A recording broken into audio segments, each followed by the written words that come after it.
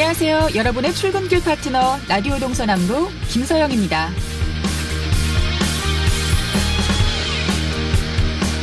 어린이 보호구역의 과속 단속 장비의 설치를 의무화한 일명 민식이법이 국회를 통과했지만 강원도엔 무인 단속 카메라가 불과 7곳밖에 설치돼 있지 않다는 소식 얼마 전에 전해드렸는데요. 다행히 조만간 스쿨존 과속 단속 장비 설치가 크게 확대될 것 같습니다. 올해 6월 말 기준 도내 스쿨존은 모두 774곳. 이 중 중복된 곳을 제외하면 무인 단속 장비 설치가 필요한 지역은 모두 500여 곳입니다. 이 중 현재 단속 장비가 설치돼 있는 곳은 단 7곳, 그러니까 490여 곳의 단속 장비를 새로 설치해야 합니다. 다행히 90억 원의 예산이 이미 편성돼 있고 또 시군 예산도 더하기로 해 일단 카메라 63대와 신호기 110대를 우선 설치하기로 했는데요. 경찰과 지자체, 도로교통공단이 참여하는 태스크포스를 구성해 우선 설치 장소를 파악하기로 했습니다.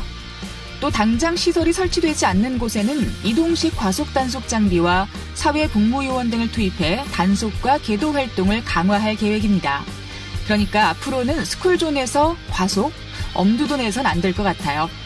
12월 20일 금요일 라디오 동서남북 지금부터 시작합니다.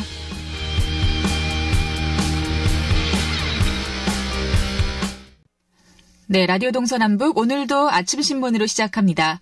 강원일보 이하늘 기자와 전화로 연결돼 있습니다. 안녕하십니까? 네, 안녕하세요. 네, 오늘도 정치권 소식부터 들어보겠습니다. 얼마 전 제21대 국회의원 선거 예비 후보 등록 시작이 됐는데요.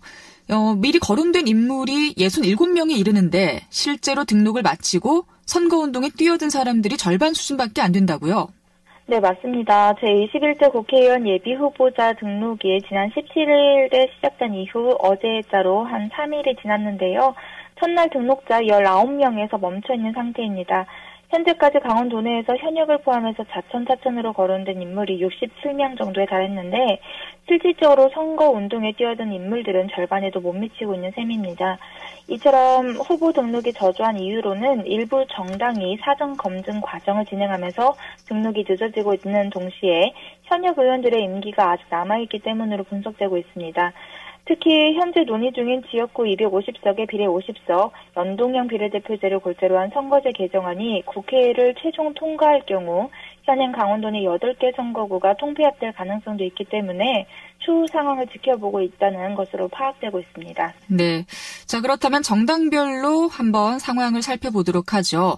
일단 더불어민주당은 현재까지 등록 현황이 어떻게 되나요? 네, 우선 더불어민주당의 경우에는 중앙당 공직선거 후보자 검증위원회 1차 공모에서 적합 판정을 받은 전체 9명에서 8명이 첫날 동시에 등록을 마쳤는데요. 출마 의사를 밝힌 이들은 오는 23일까지 공모하는 2차 검증위원회를 통과한 이후에 이달 말께 예비 후보자 신분으로 전환할 예비자도 있습니다. 또 민주당은 검증위를 거치지 않고 등록한 예비 후보자들이 추후 공천 신청서를 낼 경우에는 접수하지 않겠다는 방침을 세웠기 때문에 반드시 거쳐야 하는 관문이기도 합니다. 네. 자, 그렇다면 자유한국당은 어떤지 또 한번 들어보죠. 내년 1월까지 시간을 두고 본격적인 움직임을 보일 것 같다고 하던데요. 예, 맞습니다. 현재 자유한국당은 강원도 내 전체 8개 지역구 중에 6석을 차지하고 있기 때문에 현역 의원들이 국회 일정이 마무리되는 이후 내년 1월께쯤에 움직일 것으로 보이고 있습니다. 다만 현역 의원에 도전하는 3명을 비롯해서 총 8명은 일찍이 선거운동에 들어갔는데요. 여기에 현역까지 가세하게 되면 분위기가 좀 더 달아올 것으로 전망되고 있습니다. 이 밖에도 정의당은 당초 전 지역구에 후보자를 배출한다고 밝혔고 엄재철 춘천시 지역위원장도 출마 선언은 했는데 예비 후보 등록은 미루고 있는 상황입니다. 바른미래당 강원도당은 분당으로 내홍을 겪고 있기 때문에 당내 분위기부터 수습한 이후 움직일 것으로 예상하고 있습니다. 네, 알겠습니다. 자, 이제 두 번째 소식인데요.